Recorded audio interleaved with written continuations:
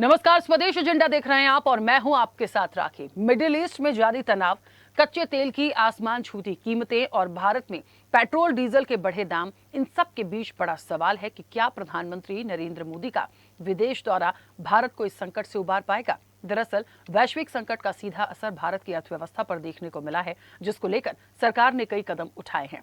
Appeal की है, petrol और डीजल की कीमतों में 3 रुपए प्रति लीटर तक की बढ़ोतरी भी कर दी है और इसकी बड़ी वजह मिडिल ईस्ट संकट और स्ट्रेट ऑफ हॉर्मुज में सप्लाई बाधित होना है, जिससे कच्चे तेल की कीमतें $100 प्रति बैरल के पार पहुंच गई हैं। प्रधानमंत्री ने हाल ही में देशवासियों से ईंधन बचाने, सोना न खरीदने, पब्लिक ट्रांसपोर्ट अपनाने, वर्क फ्रॉम होम को बढ़ावा देने और विदेशी यात्राएं कम करने की अपील की।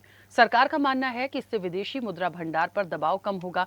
अब पीएम मोदी का विदेश दौरा बेहद अहम माना जा रहा है। खास तौर पर यूएई दौरे के दौरान भारत ने रणनीतिक पेट्रोलियम भंडार और एलपीजी सप्लाई को लेकर अहम समझौते किए हैं। इससे भारत की ऊर्जा सुरक्षा को मजबूती मिलने की उम्मीद जताई जा रही है। हालांकि सरकार संकट को केवल आर्थिक नहीं बल्कि रणनीतिक स्तर पर भी संभालने की कोशिश में जुटी है, लेकिन पेट्रोल डीजल के दामों पर विपक्ष सरकार पर हमलावर है। ऐसे में सवाल यही है कि आखिर संकट में सियासत कितनी जायज? क्या सरकार की कूटनीति से जनता को महंगाई से राहत मिलेगी या फिर आने वाले दिनों में इस विकट संकट का असर क्या होगा? विस्तार से करेंगे चर्चा, उससे पहले देखिए ये रिपोर्ट।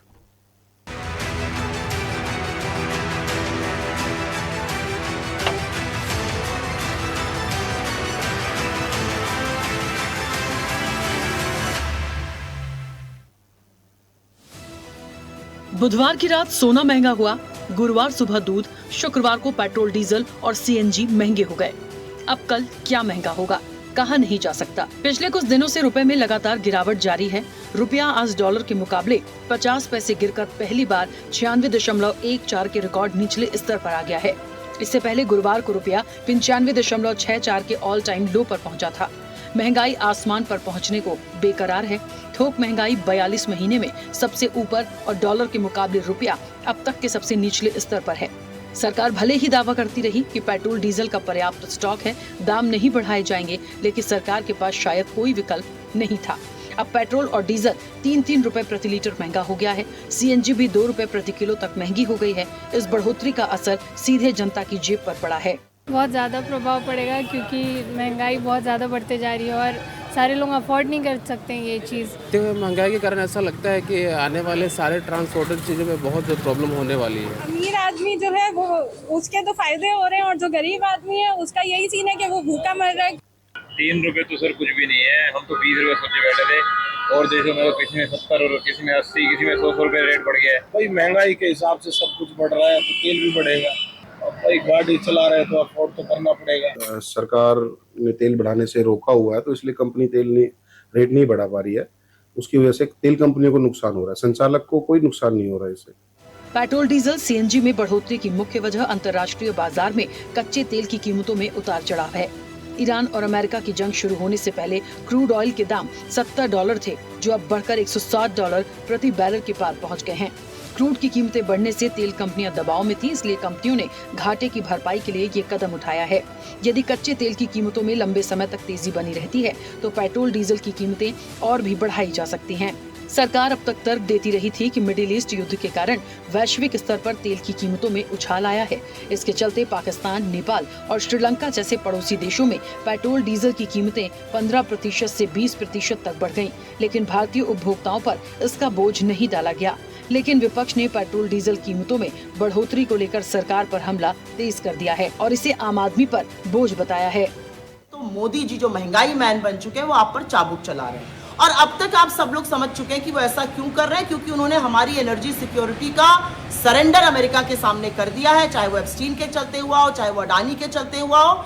लेकिन हम किससे कितना तेल खरीदेंगे, उसका हमारे दामों पर क्या प्रभाव पड़ेगा, इसका फैसला नरेंद्र मोदी या उनकी सरकार नहीं, अमेरिका और डोनाल्ड ट्रंप कर रहे हैं। आज भी वो कितनी एक्साइज ड्यूटी इकट्ठा कर रहे हैं, तो 10 रुपया छोड़ दें। 10 रुपया एक्साइज ड्यूटी तो भारत सरकार अपनी जेब में ही डाल रही है ना। 27 मार्च 2026 का रेट कम करने के बाद भी पेट्रोल पे तो अभी भी 10 रुपया है ना, छोड़ दो। धीरे धीरे झटके लगेंगे, ये 20 रुपये बढ़ेगा, 20 से भी ऊपर ना चला जाए, ये इनके हाथ में नहीं रहा है। अब लकीर पीटते रहिए, अब तो धीरे धीरे झटके दीजिए और देश को भुगतान के लिए तैयार हो जाना चाहिए। ये स्टैंड अलोन फिनोमेना नहीं है। इसका किन किन क्षेत्रों पे प्रभाव पड़ेगा, कितनी इन्फ्लेशनरी टेंडेंसी का जन्म होगा, चाहे कृषि हो, टर्शियरी हो, छोटे उद्यम हो, आप कल्पना नहीं कर सकते। विपक्ष जो भी आरोप लगाए, लेकिन सरकार का दावा है कि आज भी जनता पर ज्यादा बोझ नहीं डाला जा रहा है। प्रधानमंत्री नरेंद्र मोदी के नेतृत्व में भारत आर्थिक स्थिरता और जन कल्याण के बीच संतुलन बनाए रखने का काम लगातार जारी रखे हुए है। स्वाभाविक है कि भारत के लोगों को ज्यादा तकलीफ नहीं हो, उसको मद्देनजर रखते हुए प्रधानमंत्री जी ने बहुत कम रेट बढ़ाया। ज्यादा बोझ सेंट्रल गवर्नमेंट ने लिया। 10 रुपए एक्साइज में पेट्रोल डीजल पे हमने घटाया है। फर्टिलाइजर पे भी कोई कीमतें नहीं बढ़ाई हैं। 3,000 रुपए के खर्च के सामने किसानों को आज भी वही पुराना रेट देना पड़ता है, 300 रुपए, यानी 90% प्रधानमंत्री नरेंद्र मोदी जी के आदेश अनुसार केंद्र सरकार ने बोझ अपने ऊपर उठाया। और जब चुनौती हो तब कोई राजनीति करे तो उसको एक सिरे से खारिज भी करना चाहिए। एकदम समाज के मोहल्ले के वासियों की तरफ से विज्ञप्ति जारी होनी चाहिए कि देश संकट में है, ये लोग राजनीति करते हैं, इनकी राजनीति को हम निंदा करते हैं, उसको कंडेम किया जाना चाहिए। देश की कीमत पर राजनीति ये स्वीकार्य नहीं होने चाहिए। दरअसल भारत की सबसे बड़ी चुनौती उसकी तेल आयात पर निर्भरता है। भारत अपनी जरूरत का 80 से 90% कच्चा तेल आयात करता है। अब मिडिल ईस्ट का संकट लंबा खिंचता है तो महंगाई, व्यापार घाटा और रुपए पर दबाव और बढ़ सकता है। इसीलिए प्रधानमंत्री नरेंद्र मोदी ने हाल ही में देशवासियों से ईंधन बचाने, सोना न खरीदने, पब्लिक ट्रांसपोर्ट अपनाने, वर्क फ्रॉम होम को बढ़ावा देने और विदेशी यात्राएं कम करने की अपील की थी। सरकार का मानना है कि इससे विदेशी मुद्रा भंडार पर दबाव कम होगा। इस वैश्विक संकट के बीच अब प्रधानमंत्री नरेंद्र मोदी 5 देशों यूएई, नीदरलैंड, स्वीडन, नॉर्वे और इटली की 6 दिवसीय यात्रा पर हैं। पीएम मोदी का विदेश दौरा बेहद अहम माना जा रहा है। खासतौर पर यूनाइटेड अरब अमीरात दौरे के दौरान भारत ने रणनीतिक पेट्रोलियम भंडार और एलपीजी सप्लाई को लेकर अहम समझौते किए हैं। यूएई में दोनों नेताओं ने ऊर्जा सुरक्षा, व्यापार, निवेश और वेस्ट एशिया के हालात पर चर्चा की। इससे भारत की ऊर्जा सुरक्षा को मजबूती मिलेगी। यूएई के दौरे पर पहुंचे प्रधानमंत्री नरेंद्र मोदी, मोहम्मद बिन जायद अल नाहयान के बीच द्विपक्षीय बैठक हुई। दोनों देशों के बीच एलपीजी सप्लाई को लेकर अहम समझौता हुआ। स्ट्रेटेजिक पेट्रोलियम रिजर्व, रक्षा सहयोग, वडिनार में शिप रिपेयर क्लस्टर से जुड़े एमओयू साइन। यूएई का भारतीय इंफ्रास्ट्रक्चर, आरबीएल बैंक, सम्मान कैपिटल में $5 अरब निवेश का ऐलान। प्रधानमंत्री नरेंद्र मोदी ने यूएई के राष्ट्रपति शेख मोहम्मद बिन जायद अल नाहयान से मुलाकात के दौरान कहा कि भारत पश्चिम एशिया में शांति बहाल करने के लिए हर संभव सहयोग देने को तैयार है। पीएम मोदी ने कहा कि भारत क्षेत्र में शांति और स्थिरता के प्रयासों का समर्थन करता रहेगा। भारत हर परिस्थिति में यूएई के साथ कंधे से कंधा मिलाकर खड़ा है और आगे भी खड़ा रहेगा। जल्द से जल्द शांति और स्थिरता की बहाली के लिए भारत हर संभव सहयोग देने के लिए तैयार है। दरअसल यूएई ने हाल ही में दुनिया के बड़े तेल निर्यातक देशों के संगठन ओपीईसी छोड़ने का ऐलान किया है। यूएई ने 2027 तक अपना क्रूड ऑयल उत्पादन बढ़ाकर 50 लाख बैरल प्रतिदिन करने की योजना बनाई है। ऐसे में भारतीय कंपनियों और यूएई की कंपनियों के बीच लंबी अवधि के ऊर्जा समझौतों को मजबूती मिलने की संभावना जताई जा रही है। कुल मिलाकर सरकार संकट को केवल आर्थिक नहीं बल्कि रणनीतिक स्तर पर भी संभालने की कोशिश में जुटी है। रूस से तेल खरीद बढ़ाने, खाड़ी देशों से नए ऊर्जा समझौते और वैकल्पिक ऊर्जा स्रोत पर फोकस इसी रणनीति का हिस्सा माना जा रहा है। पीएम मोदी के दौरे का मकसद भी ऊर्जा सप्लाई को स्थिर रखना और भारत के लिए भरोसेमंद साझेदारी सुनिश्चित करना माना जा रहा है। लेकिन असली राहत इस बात पर निर्भर करेगी कि मिडिल ईस्ट संकट कितनी जल्दी शांत और वैश्विक तेल बाजार कब स्थिर होता है। साथ ही बड़ा सवाल ये भी है कि क्या सिर्फ सरकार की कूटनीति से जनता को महंगाई से राहत मिलेगी। चैनल हेड आरपी श्रीवास्तव के साथ प्रमोद श्रीवास्तव की रिपोर्ट।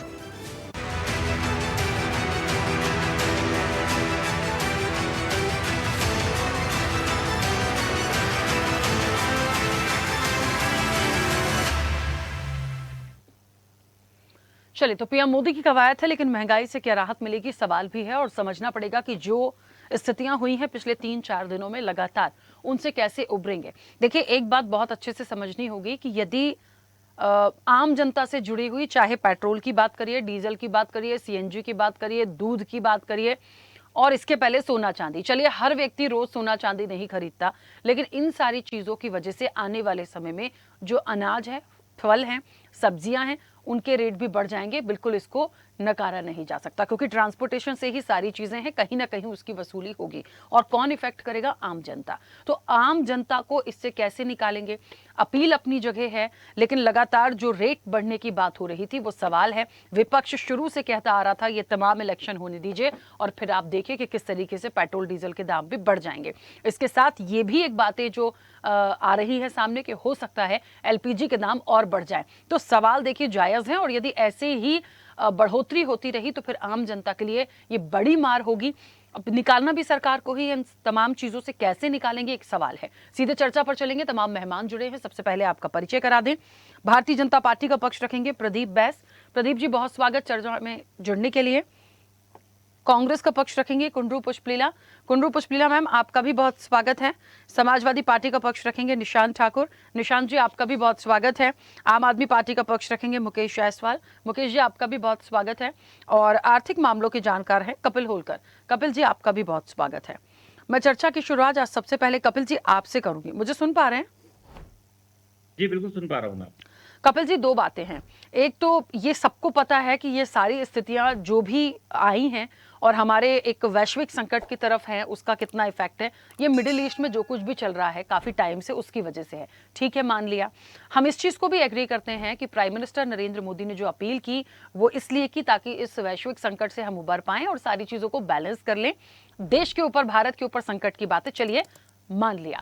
सवाल इस बात का है कि यदि आप चीजों को बढ़ा रहे हैं, आपने इंपोर्ट ड्यूटी बढ़ाई गोल्ड पे, आप देखिए चीजें एकदम से बिल्कुल चेंज हुई।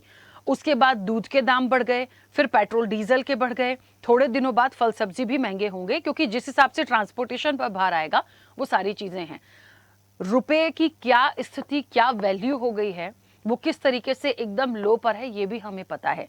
हम कैसे निकलें, पहली बात। दूसरी चीज, लगातार ये जो गिरावट हुई और जिस तरीके से रेट बढ़े हैं, इसको यदि हम कंपेयर करें तो हमारी इकोनॉमी को हम कहां देखें इस वक्त पे, और कितना बड़ा ये संकट हमारे लिए है। लेकिन क्या ये बड़ी जिम्मेदारी सरकार की नहीं बनती कि आप चीजें तो बढ़ा देते हैं, रेट तो सारे चीजों का कर देते हैं, पर आम जनता कैसे निकलेगी? उनकी सारी चीजों की ग्रोथ थोड़ी हो रही है, वो तो वही है। ठीक है, हर व्यक्ति इस चीज को नहीं संभाल पाएगा, और इसीलिए आम जनता से जुड़ा मुद्दा है, हमें बहुत डेप्थ में जाके समझने की जरूरत है कि कैसे उभरेंगे। देखिए, यहाँ पे जो आपके या आम जनता के या सभी जो इन चीजों से अफेक्ट हो रहे हैं, उनके सबके प्रश्न स्वाभाविक हैं और सही भी हैं। अब समझने की बात यह है कि आप क्या ये केवल हमारे राष्ट्र में, भारत देश में हो रहा है? तो नहीं, आप दुनिया के दूसरे हिस्से देख लीजिए, सभी जगह कहीं ना कहीं इसका मार, जो खासकर हमारे से देश है जो कहीं ना कहीं हम महंगाई को बाहर से इंपोर्ट करते हैं। मैं हमेशा अपने हर एड्रेस में एक ही चीज बोलता हूँ कि हमारा देश एक ऐसा देश है जो इन्फ्लेशन इंपोर्ट करता है। इन्फ्लेशन इंपोर्ट करता है तीन फॉर्म में। पहला फॉर्म होता है क्रूड के फॉर्म में, दूसरा होता है हम गोल्ड के फॉर्म में, और तीसरा होता है इलेक्ट्रॉनिक्स आइटम के फॉर्म में। तो सबसे पहली चीज, जो सबसे इंपॉर्टेंट चीज है क्रूड, जो एनर्जी का सोर्स है सबसे बड़ा हमारे यहाँ पे, और जिस तरह से हम बेतहाशा हमारे यहाँ 4 व्हीलर 2 व्हीलर और बाकी चीजों की वृद्धि हो रही है, तो कहीं ना कहीं हमारा कंजम्पशन बढ़ता जा रहा है। अगर मैं बात करूं आज जो हमारी जीडीपी है, तो हमारी जीडीपी का करीब 7.5% जो है वो हम क्रूड का इंपोर्ट होता है। तो अब सवाल यहाँ पे ये है कि सरकार क्या इससे कोई त्वरित आपको राहत दे सकती है? तो मुझे नहीं लगता कोई सरकार के पास ऐसा कोई रास्ता है कि वो राहत दे पाएगी। महंगाई का असर है तो बिल्कुल हर वर्ग पे इसका असर पड़ेगा, और ये आने वाला समय और तकलीफदायक हो सकता है, जो मेरा मानना है। क्योंकि आप देखिए, गैस, क्रूड, फर्टिलाइजर, सारी चीजें इस पे डिपेंड करती है, और इन सब का असर जो है वो हमारी आम जनता पे पड़ेगा। आपको ये अगले कुछ महीनों में और देखने को मिलेगा।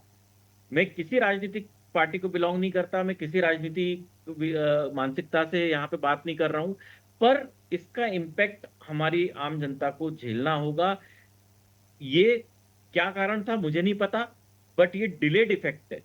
ये इफेक्ट पहले आ जाना चाहिए था, पर ये डिलेड इफेक्ट है, जो प्राइस हाइक हुआ है। अगर आप दूसरे देशों में देखेंगे तो वहां जहां पे जो क्रूड इंपोर्ट करते हैं वहां प्राइस हाइक हुआ है। मैं अगर सिल्वर लाइनिंग की बात करूं तो हाँ, हमारे यहाँ एज सच अभी तक राशनिंग नहीं हुई है, पेट्रोल डीजल की कतारें नहीं लगी है लंबी, जहां पे पेट्रोल डीजल के लिए लाइन में लोगों को लगना पड़े या शॉर्टेज हो। ये हम अभी इस चीज को ये हम खैर मना सकते हैं कि अभी हमारे पास वो दिन आए नहीं है। भविष्य में क्या होगा मुझे नहीं पता, क्योंकि गवर्नमेंट जो डेटा दे रहे हैं उसके हिसाब से तो उनका कहना है कि 60 दिन का हमारे पास रिजर्व्स हैं और हम अलग अलग सोर्सेज से ले रहे हैं। बट कितने दिन हम इसको मैनेज कर पाएंगे, ये क्योंकि ये डेटा अवेलेबल है नहीं हमारे पास में, तो हम इस पर बात नहीं कर सकते। ठीक है, चलिए वापस आऊंगी। प्रदीप जी जुड़े हैं हमारे साथ। चलिए, प्रदीप जी अभी कनेक्ट नहीं है। कुंडू पुष्पिला मैम मुझे सुन पा रही हैं? मैम मेरी आवाज पहुंच रही है आप तक?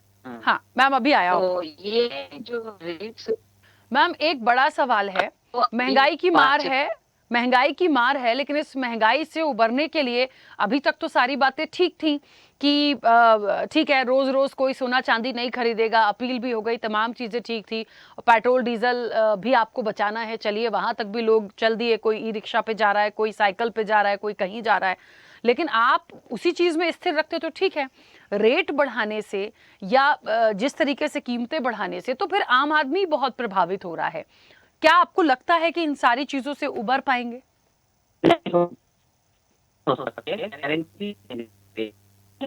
और भी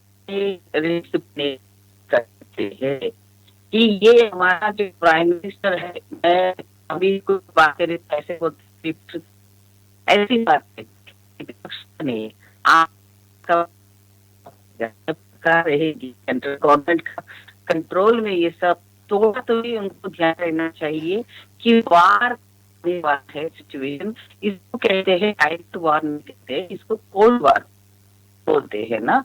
तो अपन दोनों लड़ते ना, अपन वार में नहीं जाते हैं, मगर किसी दो देशों का दुश्मनिया जो जो उनके पीछे से अपन का संदूक लगा देके अपन के ऊपर तीर मारे जैसा होता है। तो अपन डायरेक्ट इन्वॉल्व नहीं, मगर जो इसकी इफेक्ट जो है अपन का देश के ऊपर बहुत बड़ा है।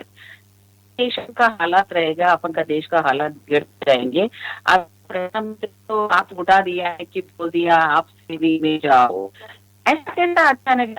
प्राइम मिनिस्टर को तो ये सब पहले से मालूम हो जाएगा कि ये होने का आता है, जो होम मिनिस्टर क्या कर रहा है, कि सेंट्रल सिस्टम क्या कर रहा है, इंटेलिजेंस क्या कर रहा है।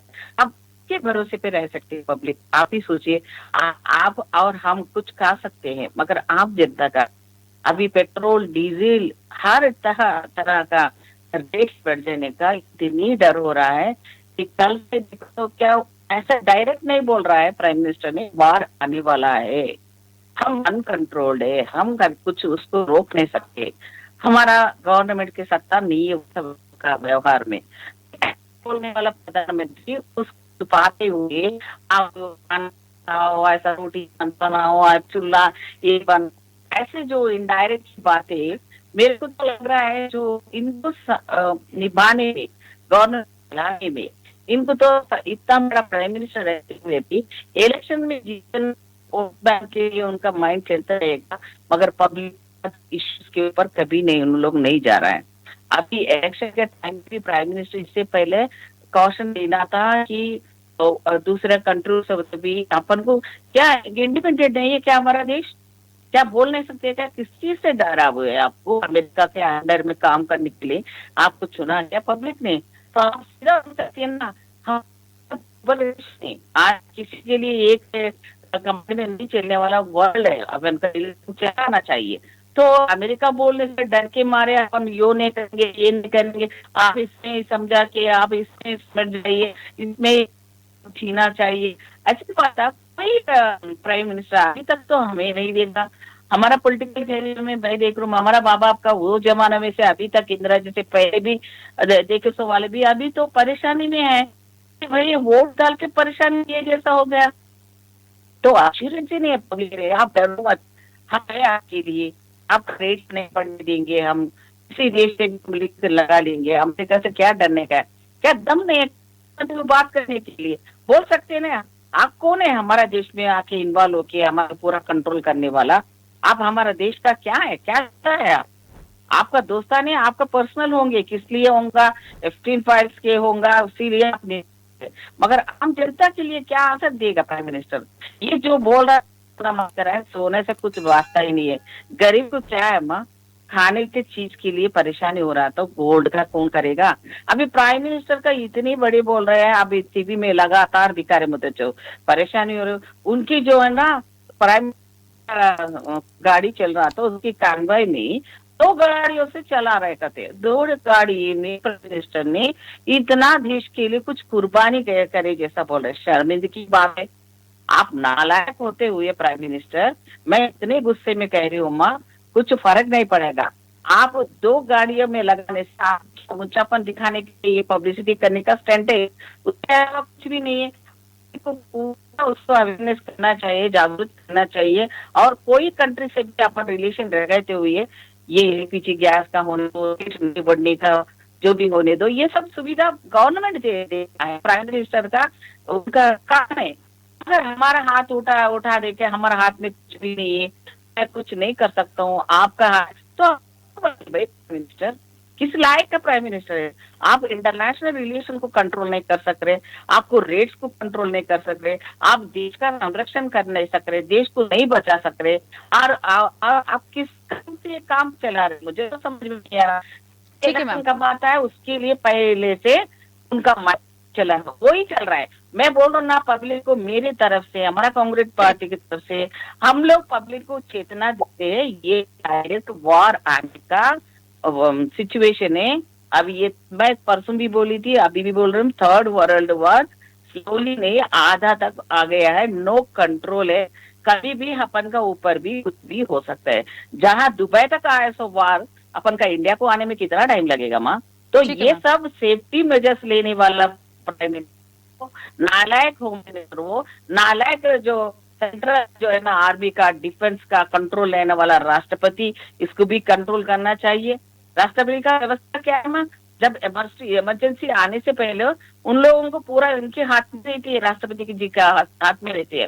सेंट्रल फोर्सेस उसकी हुकूमत के उसमें चलता, प्रधानमंत्री का नहीं चलता है उसके हिसाब से। इसीलिए पब्लिक को ये नहीं मालूम है, कॉन्स्टिट्यूशन पढ़े तो ना तब मालूम होगा। अभी इसको कंट्रोल करना, कहीं इमरजेंसी आएगा, अधिकार चले जाएगा, प्राइम मिनिस्टर भी नहीं रहेगा। बाहर का ज्यादा होने से पब्लिक का जो भी गुस्सा अभी दिखने में हो गया ना, अनकंट्रोल हो जाएगा। बनने का इंसान इसको माँ, कब किससे मर्डर हो रहा है, किसका ये हो रहा है, हैदराबाद में कितनी संगठन हो रहा है, जाके सोना का चीज लेके चले जा रहे, मार दे रहे इंसान। क्या सुविधा किया ना, कुछ भी नहीं, प्रोसेस नहीं है देश की जनता। मुकेश जी मुझे सुन पा रहे हैं? जी सुन पा रहा हूँ। हाँ मुकेश जी, देखिए जो कुछ भी हुआ और जिस तरीके से चीजें बढ़ रही हैं, जिस तरीके से रेट हैं, जिस तरह से महंगाई है, एक शब्द आता है महंगाई। एक विपक्ष में होने के नाते क्या कोई आपका ऐसा सुझाव हो सकता है, या लगातार जो चीजें बढ़ रही हैं वो वाकई इस वैश्विक संकट के चलते सरकार की एक मजबूरी है, या इसको अभी भी कंट्रोल कर सकते हैं? मतलब सिर्फ हम इस पहलू से आज बात नहीं कर रहे हैं कि महंगाई बढ़ गई है तो हम सरकार को जिम्मेदार ठहराएं, हालांकि बढ़ाई है तो बिल्कुल जिम्मेदार ठहरा सकते हैं, लेकिन जो स्थितियां हैं वो भी एक रीजन है। तो कैसे देखते हैं? देखिए मैडम, सभी पैनलिस्ट को नमस्कार। राखी जी, ऐसा है कि विदेश नीति जो होती है हर राज्य हर देश की, उस पर डिपेंड करता है कि देश किस तरफ जाएगा। जब हार्मुज का और इजराइल का और अमेरिका का युद्ध हुआ, उसके पहले हम रूस से तेल खरीदते थे, लेकिन अमेरिका के राष्ट्रपति डोनाल्ड ट्रंप कहते हैं कि रूस से तेल खरीदना बंद कर। हमारे देश के प्रधानमंत्री और हमारे देश की विदेश नीति ने वहां से तेल लेना पड़े। वहां से स्थिति बिगड़ना शुरू होती है कि जहां से हमें सस्ता सामान मिल रहा है हम वहां से नहीं खरीद रहे हैं, जहां से महंगा सामान मिल रहा है वहां से हम तेल या गैस या कोई चीजें खरीद रहे हैं। सवाल महंगाई का गैस सिलेंडर का देखिए, आज से 1.5 महीने 2 महीने पहले कमर्शियल गैस सिलेंडर 1000 रुपए बढ़ा दिया गया। अभी पेट्रोल डीजल तो बात अलग है, कमर्शियल जो चाय बनाने वाला भी यूज करता है, जो बोलते थे चाय वाले प्रधानमंत्री, आज चाय की इतनी बुरी दुर्दशा हो गई कि 5 रुपए 10 रुपए की चाय 20 रुपए में मिलने लगी। महंगाई कहां पे जा रही? छोटा व्यापारी मर रहा है घुट घुट के। उससे दुर्भाग्य अब ये पेट्रोल डीजल के जो रेट बढ़ा दिए हैं। चुनाव तक तो ठीक था, चुनाव के हमने पिछले डेविड में भी कहा था कि चुनाव जैसे ही खत्म होंगे कि रेट बढ़ाएंगे। ये तो शुक्र है कि अभी धीरे धीरे रेट बढ़ाएंगे। ये अभी इन्होंने 3-3.5 रुपए पेट्रोल डीजल में बढ़ाया। ये धीरे धीरे 15-20 महीने में कंपनियों के हाथ में है। ये तो अभी बोल देंगे कि हमारे हाथ में तो कुछ नहीं, कंपनियां रेट बढ़ा रही हैं, उसी तरह रेट बढ़ रहे हैं। ये बहुत बड़ा वैश्विक संकट आया हुआ है। ये हमारी विदेश नीति जो फैल हुई है उसके कारण ये स्थिति बनी हुई है। ये बड़ा दुर्भाग्य है हमारे लिए, ये सोचने का विषय है। कैसे अभी आपने कहा कि सोना मत खरीदिए, सोना नहीं खरीदिए। कभी आप बोलेंगे कि 2 टाइम का खाना कर दीजिए, 1 टाइम का खाना बनाइए। क्या इससे देश चलता है? क्या आपको तो पॉलिसी बनानी चाहिए ना पहले से, कि अभी हमारे विश्लेषक तय कर रहे थे कि भाई क्या क्या होना चाहिए। अभी तो ये छोटा मोटा संकट दिख रहा है कि पेट्रोल डीजल का, आने वाले समय में और अभी दिखेंगे आप कि भारत में भी पेट्रोल डीजल की लाइन लगेगी, गैस मिलना बंद हो जाएगी। अभी तो स्थिति बिगड़ेगी जब तक आपकी पॉलिसी, आप रूस से तेल क्यों नहीं खरीद रहे थे? आपको रूस से तेल खरीदना चाहिए। तो यहाँ पे सरकार की विफलताओं के सामने हमारा देश वैश्विक स्थिति में बड़ी दुर्भाग्य की स्थिति में जा रहा है। ये सोचने का विषय है। ये जनता की, आम जनता के ऊपर जो खाने की थाली है, जो खाने की थाली अभी कहीं छोटे में 60 रुपए 70 रुपए मिल जाती थी, आज 3 रुपए बढ़ा दिया है। कमर्शियल गैस सिलेंडर बढ़ा दिया, वो थाली 70 रुपए से 150 रुपए में चली गई। जो पलायन है, जो एक राज्य से दूसरे राज्य में नौकरी करने जाते हैं, जो मजदूर वर्ग है, उनकी क्या दुर्दशा होगी, ये सोचिए आप। तो ये स्थिति और बिगड़ने वाली है। अभी भी स्थिति यह है कि हमारी विदेश नीति, जहां सस्ता सामान मिलता है, जहां रूस से तेल खरीदें, गैस की जो सस्ता मिल रही वहां से खरीदें। तो भाई डोनाल्ड ट्रंप के अमेरिका के राष्ट्रपति बोलता है यहां से सामान मत खरीदो, तो आपकी तरफ से कोई टीका टिप्पणी नहीं आता, कोई देश के मंत्री जवाब नहीं देते कि नहीं ऐसा है। लेकिन सामने स्थिति बिगड़ती जा रही है, वो सामने है। तो ये तो तय करना पड़ेगा देश की नीति के, देश के वहां बैठे जितने भी लोग हैं, या प्रधानमंत्री हो, गृह मंत्री हो, या बाकी मंत्रियों को हो, कि देश की नीति देश की जनता के साथ है, ना कि अमेरिका के डोनाल्ड ट्रंप के साथ है। आप कठपुतली बन के क्यों काम कर रहे हैं, ये सोचना चाहिए ना। तो मेरा सुझाव है कि अभी भी समय है कि जहां से सस्ता सामान, चाहे रूस हो या दूसरे देश हो, जहां सस्ता सामान मिल रहा है। इतनी वैश्विक परेशानी में आप डीजल बांग्लादेश को बेचते हैं, ये इससे बड़ा और क्या हो सकता है? अभी कुछ दिन पहले बांग्लादेश को डीजल बेचा ना उन्होंने। देश में भूखा मर रहा है, लेकिन डीजल बांग्लादेश को बेच रहे हैं। ये सोचने पे है ना। एक तरफ आप बोले बांग्लादेशी घुसपैठियों को बाहर निकालना है, दूसरी तरफ बांग्लादेशियों को आप डीजल पेट्रोल बेच रहे हो। ये कैसी दोहरी राजनीति देश की जनता को पूरा गुमराह किया जा रहा है। और आने वाले समय में और भी परेशानियां देश की जनता के सामने आएगी। जरा ठीक है, निशांत जी मुझे सुन पा रहे हैं? जी सुन पा रहा हूँ। हाँ निशांत जी, आप अपनी बात रखिएगा, कुछ कहना भी चाह रहे थे। और एक बहुत छोटा सा सवाल, महंगाई पर बात हो रही है, जो रेट बढ़े हैं उस पर बात हो रही है। क्या वाकई जो प्राइम मिनिस्टर नरेंद्र मोदी ने अपील की है, या जो वो सोच रहे हैं, या मिडिल ईस्ट की वजह से जो कुछ भी हो रहा है, इससे सरकार बाहर निकाल पाएगी? क्योंकि अभी कोई कुछ भी कह ले, देखिए रेट बढ़ेगा, आम जनता पर भार आएगा, तो वो तो सवाल उठेंगे। जैसा कि कपिल जी ने कहा कि इकोनॉमी के जो जानकार हैं, जिन्होंने अभी कई सारी चीजें बातें रखी, तो इस सब बातों को मानते हुए आपने देख लिया होगा भारतीय जनता पार्टी की, मैं अभी शब्द ये इसलिए वो यूज कर रहा हूँ कि वर्तमान में सरकार भारतीय जनता पार्टी की है।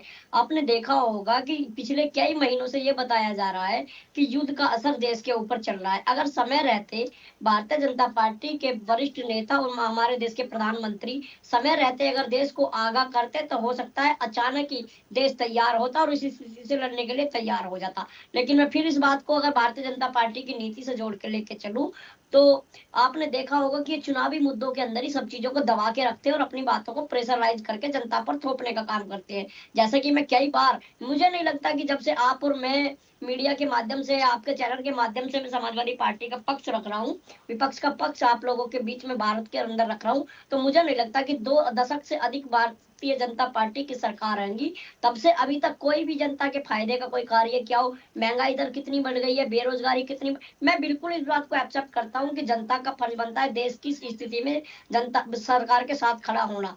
फिर अगर इस सवाल को कपिल भाई की बात से जोड़ के मैं लेके चलूं, तो आपने देखा होगा कि जब सरकारों के ईएमयू तैयार हुए थे, जब माननीय जी ने, प्रधानमंत्री जी ने शपथ ली थी, तो कहा गया था कि पहला ये सवाल है, पहली बात है मेरी, पहले ये कहा गया था कि मेक इन इंडिया आज के बाद भारत को सब सवालों की सुविधा भारत के अंदर ही मिलेगी। आज वो EMU कहाँ है जो भारत को दूसरे विदेशी नीति से लेना पड़ रहा है, पहली बात। दूसरी बात ये है, अगर हम स्वीकार भी कर ले कि देश आर्थिक स्थिति से गुजर रहा है, हमें संतुलन बनाए रखना है, तो आपने देखा होगा माननीय प्रधानमंत्री जी की इतनी सारी यात्राएं हुई हैं। हर यात्रा पे जाते थे कि 20 साल के लिए तेल फ्री हो जाएगा, टैक्स फ्री, 50 साल के लिए गोल्ड फ्री हो जाएगा, फॉर एग्जाम्पल ये सुविधा भारत के अंदर हो जाएगी। आज वो मित्रता वाले देश कहाँ हैं, कहाँ चले गए? इन सब बातों को देखते हुए देश इस कदर इन्होंने पीछे ला दिया है, क्योंकि देश में सिर्फ एक ही चीजें है, इनके इलेक्शन के चुनाव में ओपीएम की पुड़िया निकाली, ध्यान भटका दिया। बिल्कुल स्वीकार करूंगा, विपक्ष पूरा सरकार के साथ समय के साथ सरकार के साथ कंधे से कंधा मिला के भारत का प्रत्येक नागरिक खड़ा है। लेकिन अब से 2 महीने पहले, चुनाव से पहले, वो समय कहा था कि ये युद्ध पहले से चल रहा है, आर्थिक स्थिति से भारत के प्रत्येक नागरिकों को आगाह क्यों नहीं कराया गया? लेकिन आपने देखा ये अपना काम निकलवाते हैं, धर्म युद्ध को देश में ले जाते हैं। अपना काम जैसे निकलेगा, आज ये कई बार कई जानकारों ने कहा, अभी मेरे बड़े भाई कपिल जी ने जो इकोनॉमी के जानकार है, उन्होंने खुद कहा इस बात को, वो खुद देश के बारे में आर्थिक स्थिति को रिमाइंडर करेंगे, दोबारा से भी बताएंगे। लेकिन मैं भारत की जो आर्थिक स्थिति आज है, वर्तमान सरकारों की जिम्मेवारी बनती है इस देश को बचा के रख के। आज वो मित्रता वाले प्रधानमंत्री जी के संबंध कहाँ हैं, जहां हर बात पे जाके कहते थे इतने करोड़ की डील हो गई है, अब कभी भी आजीवन भारत देश जो है अग्रसर कर रहा है एक शक्तिशाली देश बनने की तरफ, तो आज वो मित्र कहाँ है देश के? लेकिन आपने देखा होगा, एक साइकिल के ऊपर फोटो खिंचाने के लिए इतनी करोड़ों रुपए की गाड़ियों के ऊपर कैमरे लग के फोटो खिंचाए जा रहे हैं। किसको? कि सिर्फ देश को गुमराह करने के लिए हम लोग साइकिल से चल रहे हैं, हम 2 गाड़ियों से चल रहे हैं। अरे उसकी ओरिजिनल फुटेज आप और हम निकाल सकते हैं बड़े आसानी से कि इतनी महंगी गाड़ियों के ऊपर इतने महंगे कैमरे से फोटो ले जा रहा है। क्या बात बताने के लिए कि हम पेट्रोल बचा रहे हैं जिस देश के। और फिर बात आती है गोल्ड का जो सिस्टम भारत के अंदर है। मैंने जो पढ़ा है इकोनॉमी में, मैंने जो 12th में पढ़ा है या BCA में इकोनॉमी पढ़ी है, राजकोष के अंदर जितना गोल्ड जमा किया जाता है उतना ही नोट भारत के अंदर छपता है। तो वो गोल्ड कहाँ है भारत का जो राजकोष में जमा था? मैं नहीं मानता हूँ कि पेट्रोलियम की कंपनियों को आर्थिक स्थिति से उभारने के लिए भारत के राजकोष में पैसा ना हो, बल्कि कुल मिलाकर बात यह है कि देश की जनता को गुमराह करना है और गुमराह करके अपने चुनावी फायदों को भुनाने का काम भारतीय जनता पार्टी करती है। फिर एक बार दोबारा से मैं विपक्ष की बात को दोहराता हूँ, भारत का प्रत्येक नागरिक सरकार के साथ खड़ा है, लेकिन समय रहते ही जनता को आगाह करे, महंगाई पे कंट्रोल करे, बेरोजगारी पर ध्यान दे, लेकिन इन सब चीजों से ध्यान भटका के चुनावी मुद्दों पे अपनों पे लेके आना है। बस ये, इससे ज्यादा कोई फंडा है नहीं भारतीय जनता पार्टी का। ठीक है प्रदीप जी, मुझे सुन पा रहे हैं? जी, आपकी आवाज आ रही है राखी जी। हाँ प्रदीप जी, देखिए विपक्ष की एक बात सच हुई है, इसलिए मैं उनकी बात को आगे बढ़ाऊंगी। पिछली कई डिबेट्स में विपक्ष से, चाहे आम आदमी पार्टी हो या कांग्रेस हो या समाजवादी पार्टी हो या दूसरे लोग कभी बैठे हो, उन्होंने एक चीज़ हमेशा दावे के साथ बोली कि आप इलेक्शन हो जाने दीजिए और उसके बाद देखिए कि पेट्रोल डीजल के दाम बढ़ेंगे। और अभी मुकेश जी ने दोबारा से उस चीज़ को दोहराया। देखिए उनके कहने के बाद यदि ये चीज़ें हुई हैं तो फिर सवाल आता है कि क्या हम मान लें कि पहले सारी चीज़ों को दिखाने का प्रयास नहीं किया जा रहा था ड्यू टू इलेक्शन, और अब सारी चीज़ें बहुत ज़्यादा पैनिक कर रही हैं। यदि ऐसा कुछ है तो मुझे लगता है यदि बढ़ भी रहा है तो सरकार को ही इससे राहत दिलानी पड़ेगी, कुछ ऐसा करना पड़ेगा। भले ही वैश्विक संकट है, कम से कम रेट्स ना बढ़ें, क्योंकि ये हर व्यक्ति नहीं उसको निभा पाएगा सर, बड़ा मुश्किल होगा। और जहां तक प्राइम मिनिस्टर मोदी की अपील की बात है, उसको भी थोड़ा सा मैं शामिल करूं। गोल्ड तक भी ठीक है, विदेश यात्रा तक भी ठीक है, हर व्यक्ति साइकिल से चलने लगे, ये भी संभव नहीं हो पाएगा। और वर्क फ्रॉम होम भी हर सेक्टर में तो संभव नहीं है। तो कुछ चीज़ें एक्सेप्ट कर सकते हैं, कुछ चीज़ों को छोड़ना पड़ेगा। तो उसके लिए क्या है आगे, ये मुझे लगता है क्लियरिटी बहुत ज़रूरी है। राखी जी नमस्कार, दर्शकों को नमस्ते। क्षमा चाहूंगा, देर से सूचना मिली इसलिए मैं देर से जुड़ा, नहीं तो मैं आपके कार्यक्रम पे हमेशा समय से रहता हूँ। जब मैं जुड़ा था तो ये डॉक्टर मुकेश जायसवाल जी हैं, मुझे नहीं पता किस पार्टी के विचारधारा से हैं, इनके कुछ सवाल चल रहे थे, उसको मैंने सुना। आम आदमी पार्टी। उसके पहले उसके पहले पुष्पलता दीदी थी, तो उनको तो मैं प्रणाम करता हूँ, विशेष प्रणाम करता हूँ, और फिर मैं अपनी बात को आगे बढ़ाता हूँ। और ये निशांत ठाकुर जी की भी बात मैंने सुनी, होलकर साहब को मैं मिस कर गया, क्या उन्होंने बोला। तो आपने जो प्रश्न पूछा, सबसे पहले तो सीधे सीधे से उसका क्लियर कट एक इंफॉर्मेशन है कि जो आदरणीय मोदी जी ने जो बातें रखी थी वो एक बाइनरी बातें नहीं थी, वो एक सजेशन या एक रिक्वेस्ट हो सकती है, लेकिन बाइंड्री नहीं थी। अब बाइंड्री नहीं थी तो इसका अर्थ और अर्थ का भावार्थ सहित अर्थ निकालना या अर्थ का अनर्थ निकालना सभी विपक्षी दल इसके लिए स्वतंत्र हैं करने के लिए। दूसरी बात कि ये आरोप लगा रहे हैं कि चुनाव के बाद, चुनाव के या ऐसे वैसे जो भी है, अगर भारत सरकार या भारत के हमारी पार्टी के नेतृत्व वाली केंद्र में भारत की सरकार, जिसको कि उसका भी आप विरोध करते हैं, 80 करोड़ लोगों को जो राशन मिलता है कोविड के बाद से, 6 वर्ष हो गए 2020 के बाद से अब तक ये, अगर वो वेलफेयर स्टेट होकर के अगर सरकार वो काम कर सकती है तो क्या आगे के लिए ऐसा नहीं करेगी? कौन सी सरकार किसी प्रदेश या देश की होती है जो कि अपनी जनता के पक्ष में नहीं काम करती है? कौन सा ऐसा राजनीतिक दल होता है जिसको अगले चुनाव की चिंता नहीं होती है, अगले चुनाव में आना नहीं चाहता? और अब इस पे हम और चर्चा करेंगे। डॉक्टर मुकेश अग्रवाल जी की बात मैं बता दे रहा हूँ, जो कि ये कह रहे थे कि भाई हमारे यहाँ डीजल महंगा है लेकिन हम बांग्लादेश को भेज रहे हैं। तो उस पर मैं एक छोटी सी बात कहना चाहूंगा कि हमारी एक नीति अभी से नहीं, पहले दिन से जब से संविधान लागू हुआ, कि विदेश नीति जो होती है उसको लेकर के बहुत लंबी चौड़ी बात नहीं करूंगा कि अगर बांग्लादेश को तेल देने चीन के टैंकर आते हैं तो वो खाली तेल नहीं देके जाएंगे, आपकी सामयिक सुरक्षा की भी ब्रीच होगी उसमें। तो भारत जो तेल देता है वो खाली उनको वेलफेयर के लिए नहीं देता, वो अपनी सिक्योरिटी का भी एक कंसर्न होता है कि हम नहीं देंगे कोई और। बांग्लादेश में हिंदू मारे जा रहे हैं दीदी, बांग्लादेश में हिंदू मारे जा रहे हैं। एक तरफ आप बोलते हैं कि हिंदू मारे जा रहे हैं बांग्लादेश में, तो हिंदू के विरोध में जो हिंदू मारे जा रहे हैं उनको आप तेल भेज सप्लाई करेंगे। जी मुकेश जी, आप भले हम हिंदुओं की हत्या हो रही बांग्लादेश में, आप उनको तेल देंगे, ये आपकी विदेश नीति है। मुकेश जी, मेरा आपसे कोई व्यक्तिगत द्वेष नहीं है, मैं तो पहली बार आपको मिल रहा हूं, लेकिन अगर राजनीति की बात करेंगे और राजनीतिक विचारधारा की बात करेंगे तो आपको नैतिक प्रश्न नहीं है ये सवाल पूछने का। शांति से बैठे रहिए। जो मैं बताने की प्रयास कर रहा हूं, मैं जनता में कोई मिस कम्युनिकेशन या मिस इन्फॉर्मेशन नहीं फैलाना चाह रहा हूं। ये देश उतना ही मेरा है जितना आपका है, और कोई इस समय विपत्ति के समय में जब वैश्विक व्यवस्था हो, अगर मैं डेटा लेकर गिनाने लग जाऊं तो सिंगापुर में और 10 में से 9 पेट्रोल पंप बंद हो चुके हैं, जिनको बहुत बार कहा जाता है कि थाईलैंड में हमसे आप एक्सेप्ट करिए ना, आप एक्सेप्ट करिए, आप एक्सेप्ट करिए ना, आप एक्सेप्ट करिए, राखी आप एक्सेप्ट करिए ना। एक एक करके बोलिए प्लीज। देखिए सब लोग सुन लीजिए, फिर कोई आपत्ति है तो अपने समय में बोलिएगा। मैम 1 सेकंड आ रही है। देखिए बीच में टोकने से आपके नंबर नहीं बढ़ जाते ना, टीआरपी बढ़ती, इसलिए विनती है कि पहले सुन ले। मैं राखी जी पर्याप्त समय देती है, मैं शांत रहता हूं, मैं नहीं बोलता हूं। तो राखी जी, जो मैं ये कहना चाह रहा हूं कि देखिए डॉलर की कमी वैश्विक एक ऐसी व्यवस्था है, पेट्रो डॉलर या जो भी बहुत सारे कारण हो सकते हैं, लेकिन मोदी जी का एक भी एफर्ट, माननीय प्रधानमंत्री जी का एक भी एफर्ट ऐसा नहीं है जो कि पर्सनल वेस्टेड इंटरेस्ट हो।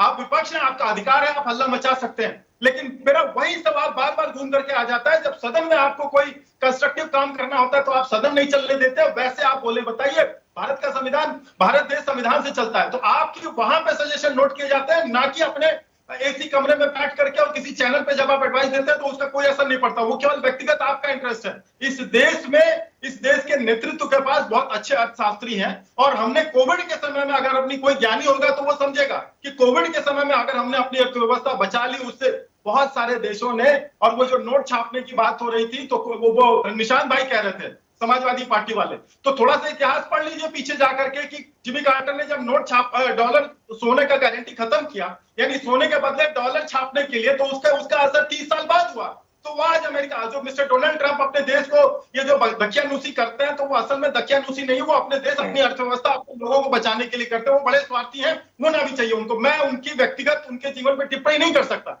लेकिन इतिहास में यह बात रही है कि अगर आपने सोने को गारंटी हटा करके अगर आपने डॉलर छापे तो वैश्विक व्यवस्था पर उसका असर पड़ा है। अगर आप पे ज्ञान ना हो तो इस पर टिप्पणी मत करिएगा, अगर समझ में आ जाए तो किसी सीनियर से जाकर पूछ लीजिएगा।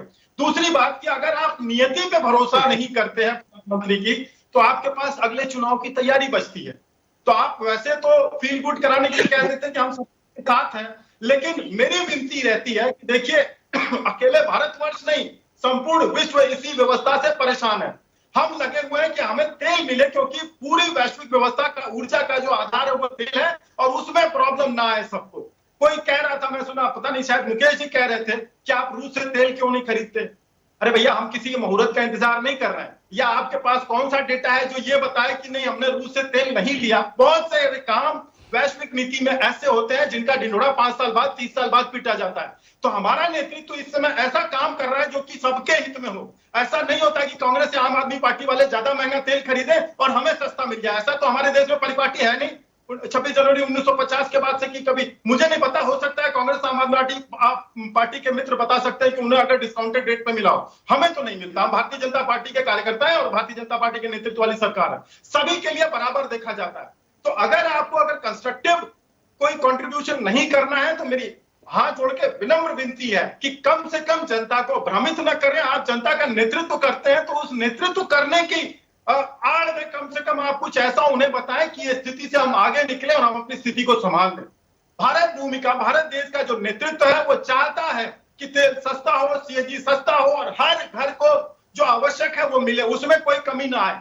लेकिन अगर बेहया होकर के अपने आप को बेहयाई का प्रदर्शन करेंगे तो हमको परवाह नहीं है। आप चाहिए जनता के बीच में आने के पहले तो यही कहा था ना आपने। डॉक्टर मुकेश जी सुनिए, हो सकता है कि आप गंभीर नेता ना हो अपनी पार्टी के, हालांकि आपको उसका अस्तित्व है नहीं, लेकिन मैं इस सही बात है गंभीरता बात नहीं समझ आपके पास तो नेता है नहीं, तब तो दूसरी पार्टियों के नेता तोड़ के लेके आ रहे हो आप। ठीक है, हम गंभीर नहीं है, तभी तो 7 सांसद तोड़ के आप अपनी पार्टी में लेके आ रहे हैं। आपके पास नेता है नहीं कोई, सांसद है नहीं कोई, तो आम आदमी पार्टी के 7 सांसद तोड़ के ले आए। आप बोले ना नेता नहीं है, गंभीर पार्टी नहीं है, तब 10 साल में राष्ट्रीय पार्टी बन गई आम आदमी पार्टी। कोई गंभीरता आप दिखाइए, दूसरी पार्टी को बोलने के पहले गंभीरता आप दिखाइए। ठीक है, 10 साल में राष्ट्रीय पार्टी बन गई आम आदमी पार्टी। एक सेकंड प्रदीप जी, और दूसरी बात सुनिए प्रदीप जी, एक सेकंड रुकिए। दूसरी बात सुनिए, आपका नारा था बहुत हुई महंगाई की बार, अब की बार मोदी सरकार। ये किसका नारा था? बहुत हुई महंगाई की बार, अब की बार मोदी सरकार। तो आप अब की बार मोदी सरकार कहाँ है? डीजल पेट्रोल बढ़ रहा है, बेरोजगारी बढ़ रही है, बांग्लादेश को आप पेट्रोल सप्लाई डीजल सप्लाई करते, हिंदुओं की वहां खुलेआम हत्या हो रही है, और आप विदेश नीति की बात करते हो। आप औचित्य और इथिकल बात करिए ना साहब, दो मुहरी बात क्यों करते हैं आप ये सोचिए, आप एक्सेप्ट करिए कि हम देश चलाने में असमर्थ हुए, महंगाई को कंट्रोल करने में असमर्थ, हम आपके साथ खड़े रहेंगे। आप बोलिए, बड़ी बातें बंद करिए, बोलिए ना। लोग आ रहे हैं हमसे जवाब नहीं मांग रहे। आपके नेता पूरे मध्य प्रदेश में पीछे गाड़ी चल रही, सामने साइकिल चला के जा रहे हैं। आपके नेता ये हैं, आपके विधायक सांसद, आपके विधायक निगम 200 गाड़ी लेके शपथ ग्रहण में जा रहे हैं। ये आप ये दिखाएंगे? ठीक है, चलिए कोई व्यक्तिगत झगड़े, 1 मिनट रुकिए, कोई ऐसे झगड़े की बात नहीं है, प्लीज 1 मिनट। प्रदीप जी और मुकेश जी 1 सेकंड रुकिए, क्योंकि निशांत जी भी कुछ कहना चाह रहे हैं, कुंडरू पुष्प, आप दोनों लोग प्लीज जल्दी से बोलेगा। एक बहुत संक्षिप्त कंक्लूजन मैं कपिल जी से लूंगी इस पर। मैम बोलिए पहले आप जल्दी से। प्रदीप, आप किसी को प्रश्न पूछे तो उनका इंसल्ट नहीं करने का प्रदीप भैया जी। आप जो जनता को पेशेंस से आंसर बोलना पड़ेगा आपकी पार्टी के तरफ से। तीसरी बात है, हल्ला बोल करना पड़ेगा, इसको अभी पब्लिक बोलने का टाइम आ गया। अभी जितना आप लोग होशियारी से आप लोग ट्रैक करके उन लोग आपकी आवाज चुका रहा है कि स्वदेशी दूसरा देशों का मत खरीद। अब भी हम लोग न्यूज में देखा है, अभी इलेक्शन होने के बाद खुद फिर टूर पे जाते हैं। पहला उसको घर में रहो बोलो, इंडिया में रहो बोलो, बस करो बोलो, किसी के आगे सौंपने का अधिकार प्रधानमंत्री को नहीं दिए। किसी देश का अंदर में जाके दोस्तानी निभाने का नहीं। वो दोस्तानी से इतनी आपका क्या फायदा हुआ? अभी जनता जैसे आपका नाम करने के लिए यहाँ पर नहीं बने पूरे। अभी जनता परेशानी में है, जनता के लिए सोचिए, को कितना कंट्रोल कर सकते हैं आप? कुछ नहीं कर सकते। आ गया टाइम, आ गया, अभी वक्त आ गया। अभी ने जो मुकेश भैया को आंसर नहीं दे पा रहे, हमारा निशांत भैया भी पूछे तो आपको गुस्सा आ रहा है। प्राइम मिनिस्टर किसका घर का हो या बीजेपी पार्टी का हो, जिससे रखो। अगर भैया हम इतना रूडली क्यों बात करते हैं? हमारा घरों में चूल्हा नहीं चल रहा भैया। यहाँ पर देखो इंडिया सबकी हालत बेहाल है। अभी पूरा रोजाना 60 लाख 60 करोड़ का चावल दे रहे।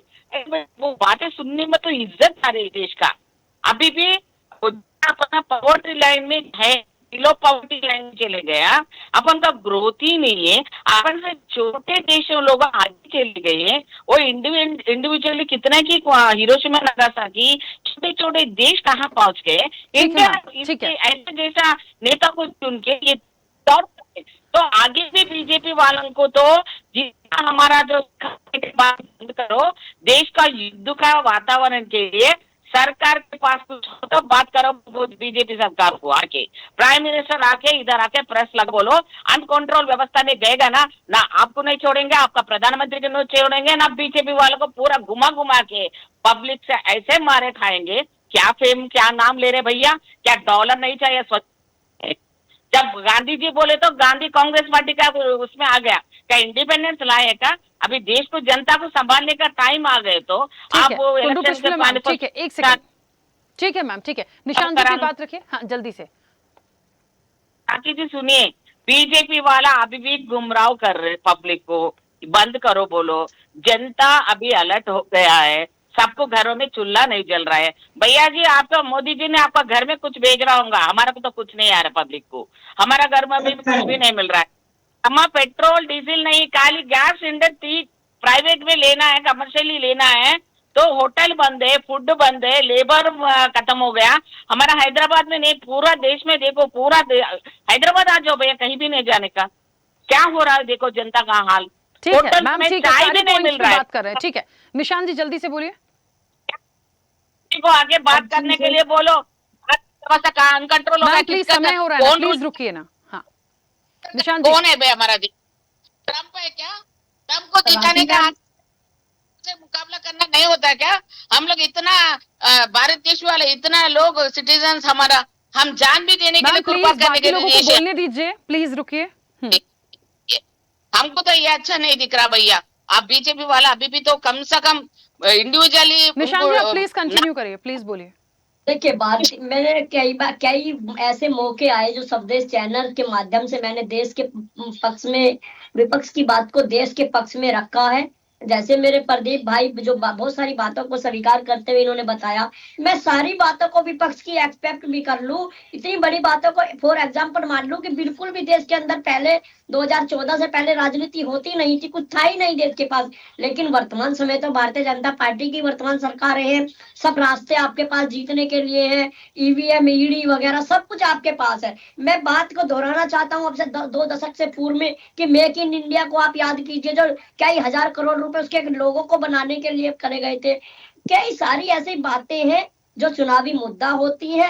फिर चलिए ठीक है, चुनावी मुद्दे को भी आज पहली बार मैं कहता हूँ चुनावी मुद्दे को भी हटा दीजिए, लेकिन वर्तमान में आर्थिक स्थिति को कौन संभालेगा? इकोनॉमी के सलाहकार मेरे बैठे हैं भाई, जो बैठे हैं कपिल जी, वो स्वयं आपको बार बार रिमाइंडर करा रहे हैं कि देश की जो आर्थिक स्थिति और राजकोष होता है किसी भी देश का, वो तो अपने आप में मजबूत होता है। ऐसी स्थिति अगर गुजरती है वो भी देख लीजिए। चलिए ये भी मान लेते हैं कि देश के अंदर कुछ रहा नहीं, देश बिल्कुल डूब गया है, लील हो गया है, तो भारत माननीय प्रधानमंत्री के जो इतने सारे विदेशों में मित्र बैठे हुए हैं बड़े बड़े राष्ट्रीय कुर्सियों पर, वो मित्र क्यों भारत की मदद नहीं कर रहे हैं? कुल मिलाकर आर्थिक मदद हो रही है। आप अभी गूगल करा लीजिए, अपने EI करा लीजिए, अभी बता दिया जाएगा कि विदेशों से इतने अरबों खरबों रुपए की संपत्ति भारत को दान की गई है। लेकिन वो कहाँ है, इसका कोई ब्यौरा है नहीं। जैसे आपने नोटबंदी में देख लिया, कोरोना में देख लिया, सब चीजों में कोई भी एक भी दिन ऐसा बता दीजिए महंगाई दर कम हुई हो, कोई दिन तो बता दो देश का आर्थिक स्थिति का कि आर्थिक स्थिति भारत की जो है गरीब लोगों के लिए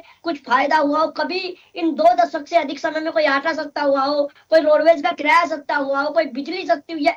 बिजली वालों ने ऐसा आतंक उतार रखा है, आप ग्रामीण क्षेत्र में जाके देखिए, 2-2 हजार रुपए के 50-50 हजार बिल कर रहे हैं, और गरीबों के घर पे पुलिस से छापा लगवा रहे हैं, सिविल लाइन से छापा लगवा रहे हैं। कुल मिलाकर ऐसी स्थिति में कहूंगा कि देश भारत का सरकार के साथ है, लेकिन सरकार की मंशा हमेशा ध्यान भटका के चुनाव के अलावा कुछ है ही नहीं, कोई सस्ता आटा नहीं होगा। अभी देखिए इस कदर देश भुखमरी से गुजरने वाला है। आप और मैं अगर जीवित रहे दुनिया के अंदर और स्वदेश चैनल पे मैं बैठा तो आपको 1 महीने में बता दूंगा कि 100 गुना महंगाई भारत के अंदर होगी। ये मैं नहीं, इकोनॉमी के जानकार खुद कह रहे हैं इस बात को। ठीक है, चलिए वापस प्रदीप जी अपनी बात रखिएगा। निशांत जी की बात को मैं बड़ी गंभीरता से सुन रहा था, जो इन्होंने बातें बताई, बार बार वही विनती करूंगा। इन्होंने कहा कि मैं बताना चाहता हूं कि 1 महीने में ऐसा हो जाएगा। हाइपोथेटिकल सिचुएशन क्रिएट करके और हाइपोथेटिकल बातों को आप तो बता के निकल लेते हैं। चर्चा करने वाले और चर्चा देखने वाले ये भी समझ लेते हैं कि आप कहना क्या चाह रहे हैं, लेकिन आपके कार्यक्रम को देखने वाले बहुत से ऐसे लोग हैं जिन्होंने इकोनॉमिक्स का ई तक ना पढ़ा हो, वो आपकी बातों से डरते हैं। आपकी बातों से उन पे असर पड़ता है। आप कोई छोटे मोटे तो नेता है नहीं, आप भी कुछ किसी का प्रतिनिधित्व करते हैं। तो मेरी विनती, प्रदीप भाई, अगर आप भी इकोनॉमी को जानकार होंगे, प्रदीप भाई एक सेकंड, एक छोटा सा शब्द, आप भी सरकार का एक हिस्सा है, भारतीय जनता पार्टी की वर्तमान सरकार का पक्ष रख रहे हैं, इकोनॉमी के बारे में आप भी जानते होंगे, जिस कदर आज की बढ़ रहा है, क्या ये आने वाले 1 महीने में 100% से ऊपर होगा क्या नहीं होगा? डे बाय डे आप काउंट करके मुझे बता दीजिए। नहीं सर, देखिए उसके लिए सरकार के बहुत बड़े बड़े देश को चलाने वाले लगे हुए हैं। कोई नेतृत्व तो नहीं चाहता है कि उसकी जनता पे परेशानी आए। हमने स्थितियां, फरवरी से परेशानी शुरू हुई, फरवरी बीता, मार्च बीता, अप्रैल बीता, हम मई में चल रहे हैं। जितनी दूर तक हम संभाल सकते थे हमने संभाला, और अगर हम यहां तक संभाल के लिए हैं, आगे भी हम संभालेंगे। कुछ चीजें, वैश्विक चीजें किसी एक सरकार के कंट्रोल में नहीं होती है। हमसे अच्छी अर्थव्यवस्थाएं, हमसे अच्छी अर्थव्यवस्थाओं की स्थिति हमसे अच्छी नहीं है सर। हम 5वीं अर्थव्यवस्था कहते हैं अपने आप को, और बहुत सारे देश जो छोटे हैं, जिनके पास संसाधन हमसे ज्यादा अच्छे हैं, उनकी स्थिति हमसे खराब है। 30% तक ज्यादा वहां पे परेशानियां पड़ी हैं। तो हम उससे अछूते कैसे रह सकते हैं? हम भी इसी वैश्विक धरा पे ही हम रहते हैं, हम किसी अन्य ग्रह पे नहीं रहते हैं। सब एक दूसरे के साथ जुड़े हुए हैं, लेकिन फिर भी हमने उनको अच्छा बचा के रखा है। अगर वो नहीं समझ में आ रहा है तो खैर, उस पे तो मैं ऐसे जानना चाहूंगा कि कौन है जो समझा सकता है। अगर मेरे समझाने या भारत सरकार के नेतृत्व के समझाने पे नहीं आ रहा है। देखिए, मुझे ऐसा लगता है प्रदीप जी, एक बहुत छोटा सा सवाल है। मुझे ऐसा लगता है यदि लोग परेशान हैं कि 3-3 रुपए पेट्रोल डीजल में बढ़ा, या सीएनजी पे 2 बढ़ा, या अमूल दूध पर, या बाकी जो प्रोडक्ट हैं उस पर 2 रुपए, इस तरह से यदि चीजें बढ़ी हैं तो आम जनता पर तो देखिए बोझ पड़ रहा है। ठीक है, इकोनॉमी को साइड रखिए, लेकिन सरकार की जिम्मेदारी तो है। जनता तो यही चाहती है, बहुत भरोसा करती है नरेंद्र मोदी जी पे, कम से कम उनके लिए तो थोड़ा सा सोचिए। तो हम कैसे निकले? आज ये स्थिति क्यों आई कि हमें ये सारी चीजों को बढ़ाना पड़ रहा है? हम ये रेट हमको क्यों बढ़ाने पड़ रहे हैं? कम से कम इसका मंथन करके तो हम उससे बाहर निकल सकते हैं ना। निश्चित तौर पे राकेश जी, प्रदीप जी, जब आप सरकार पे आए थे, सुनिए 1 मिनट सुनिए, जब आप सरकार पे आए थे, सुनिए ना, सवाल सुनने की ताकत भी तो रखिए साहब। सरकार पे आप है, सवाल आप ही से पूछेंगे, ठीक है? सरकार में आप है ना, तो सवाल आप ही से पूछेंगे कि बाजू वाले से पूछेंगे। जब आप सरकार पे आएंगे तो यह तय, क्या कहा था आपने? बहुत हुई महंगाई की बार, अब की बार मोदी सरकार, यही कह के आप आए थे ना। आज भी 80 करोड़ लोगों को अनाज दे रहे हैं आप। कितने लोग बीपीएल से बाहर हो गए? आप कोविड की बात करते हैं, थाली और शंख किसने बजवाया था? इस देश के प्रधानमंत्री ने थाली शंख बजवाया था। ये आप टेक्निकल समझिए ना। जो चीजें आपके सामने वैश्विक महामारी आ रही है तो उसको एक्सेप्ट करिए, आप उससे दूर मत भागिए। आप पक्ष विपक्ष की बात मत करिए, सरकार की बात की। हाँ सर, हम महंगाई कंट्रोल करने में असफल हुए हैं, हमारी सरकार असफल हुई है महंगाई कंट्रोल करने में, इस बात को मानिए। ठीक है मुकेश जी, उन्हें आंसर करने दीजिए, मानिए आप बोले आप। ठीक है, 3 रुपए अगर पेट्रोल को बढ़ा है तो ये विफलता है सरकार की। आप बोले दुनिया में पेट्रोल बढ़ गया, 30% बढ़ गया, 40% बढ़ गया। अरे दुनिया से मतलब क्या है? दुनिया ने थोड़ी आपको यहाँ बैठाया। ठीक है मुकेश जी, आप लोग ऐसे मत करा करिए। 1 बार 2 बार 4 बार इंटरप्ट किया जा रहा है। आंसर तो आने दीजिए, समय हो जाएगा, जवाब आएगा नहीं तो फिर मतलब क्या हुआ चर्चा का? प्रदीप जी कंप्लीट करिए, निशांत जी भी वापस नहीं आ पाऊंगी। आभार राखी जी, बहुत आभार, आपने कम से कम ये अवसर दिलाया इस कटाक्ष के बाद। ठीक है, देखिए क्या है, जब यूक्रेन का युद्ध चल रहा था, हमने रशिया से तेल लिया, वैश्विक व्यवस्था गड़बड़ाई थी, लेकिन हमने बचा के रखा अपने आप। उससे आगे के लिए जो बचत हुई उसको हमने उपयोग किया और हम उसको अब तक खींच के ले आए। जब वो एक इक्विलिब्रियम बन गया, अब आगे हमको उसी तरह से चलना है। जो व्यवस्था चल रही है, हमारा नेतृत्व ये काम कर रहा है कि हम उसको वापस से बैलेंस में लेकर के आए। ये यूएई का दौरा कोई चाय कॉफी पीने के लिए दौरा नहीं है मोदी जी का, ये कूटनीतिक दौरा है जिससे कि हम कुछ अपने देशवासियों को। और देखिए एक बात समझने की है राखी जी, आप बोल रहे थे कि बेसिक चीजों का अरे दीदी सुनिए ना, पुष्पलता जी सुनिए 1 मिनट। सबका आधार अगर सबका आधार अगर जो फॉसिल फ्यूल ऑयल है, सबका आधार है, क्योंकि ट्रांसपोर्टेशन में, लॉजिस्टिक में हर जगह आता है। बहुत दिनों तक हम उसको रिटेन करके नहीं रख सकते, लेकिन ऐसा नहीं हुआ है कि जो हम 4 महीने संभाल पाए वो पीछे। अरे कौन? ठीक है, चलिए एक काम, निशांत जी आप बोल रहे हैं, मैम राखी मैम, मेरा एक विपक्ष की तरफ से सरकार से एक सवाल है, बहुत छोटा सा सवाल है और आपसे विनती में हाथ जोड़ के करूंगा कि विपक्ष के सरकार सवाल को जो आप विशेष चलाती हैं अपने स्टूडियो में जरूर चलाना। प्रदीप भाई, मुझे ना इस वैश्विक स्थिति से बस एक सवाल से अवगत करा दीजिए, देश को संदेश चैनल के माध्यम से। राखी मैम, विनती करूंगा कि आप स्पेशल में ले इस सवाल को, देश की जो आर्थिक स्थिति राजकोष की है, बस आप उससे अवगत करा दीजिए कि भारतीय जनता पार्टी की सरकार में इस वैश्विक स्थिति में राजकोष की क्या स्थिति है। बस 2 शब्द, मेरे एक छोटे से 2 शब्द है, इस पर आप मुझे बता दीजिए कि भारत की राजकोष की स्थिति क्या है। बस छोटा सा सवाल है सर। निशांत जी ठीक है, लेकिन मेरे पास समय, हाँ प्रदीप जी बोलिए, इसी पर कुछ बोल पाएंगे तो बोलिए। हाँ बस यही है मैम, राखी मैम बस इसको चलवा देना बस। सुन लिया, समय मत बर्बाद करिए, सुन लिया। निशांत जी, अभी अगर आपने मोदी जी के उस बात को ध्यान दिया होगा कि विदेश न जाए, तो डॉलर हमारे पास, जो हमारे पास बचा हुआ डॉलर है जिसको कि हम बचाना चाहते हैं, हमारे बहुत अच्छी है। सही जवाब है, सही जवाब है। भारत का राजकोष कितना है, विदेश नहीं जाए, बहुत बढ़िया है, बहुत बढ़िया। चलिए ठीक है, आप सब लोगों की अपने अपने मत हो सकते हैं, लेकिन अब समय की सीमा है, हम फिर बैठेंगे चर्चा में। लगातार चीजें आई हैं, इतनी जल्दी खत्म नहीं होंगी। कोशिश यही है कि इन सारे संकटों से उभरें, फिर चर्चा में बैठेंगे। फिलहाल आप सभी का बहुत शुक्रिया इस चर्चा में जुड़ने के लिए। देखिए, सबके अपने अपने सवाल हैं, विपक्ष है, उन्हें यही लगता है कि सब कुछ सरकार की वजह से हो रहा है, और हाँ बिल्कुल चीजें बढ़ रही हैं तो जिम्मेदारी उन्हीं की है कि वो कैसे बाहर निकालते हैं। अब ये एक बहुत बड़े मंथन का विषय है। यदि वैश्विक संकट चल रहा है, जारी है, तो कैसे हमें इन चीजों से उबरना है, ये पूरी प्लानिंग करके रखनी पड़ेगी। अभी भी कर लीजिए, वरना आगे आने वाली और स्थितियां बिगड़ेंगी तो फिर हम किसको जिम्मेदार ठहराएंगे, क्योंकि सब कुछ तो डिपेंडेंसी सरकार की होती है। फिलहाल चर्चा में इतना ही। बने रहिए स्वदेश न्यूज के साथ, सबसे पहले देश। ऐसे ही वीडियोस के लिए लाइक करें, शेयर करें, फॉलो करें, YouTube पर जाकर सब्सक्राइब कर बेल आइकन दबाना ना भूलें, और ताजा अपडेट्स के लिए स्वदेशलाइव.com पर जरूर जाएं।